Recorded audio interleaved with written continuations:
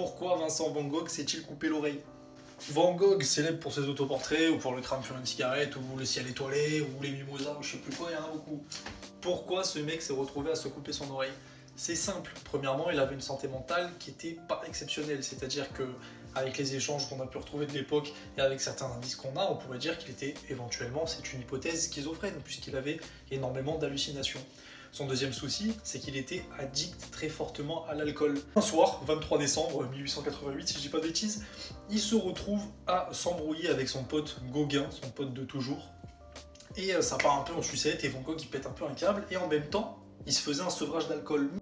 Mais quand on fait un sevrage d'alcool, on peut être enclin à développer ce qu'on appelle un délirium tremens, qui est un des résultats du fait d'arrêter brutalement l'alcool et qui fait qu'on peut avoir des problèmes pour la santé, mais aussi délirer. Et en fait, c'est cet ensemble, sa santé mentale, on va dire un peu fragile, plus le fait qu'il ait arrêté l'alcool comme ça du jour au lendemain, qui a fait qu'il était complètement délirant et qu'avec un espèce de fil à beurre devant son miroir, il s'est découpé l'oreille. On n'a pas de certitude sur ça, puisqu'on n'est que sur des témoignages de l'époque. Il aurait d'ailleurs offert son oreille à une meuf.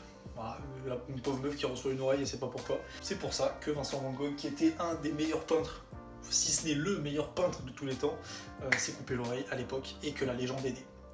Sur ce, je vous embrasse.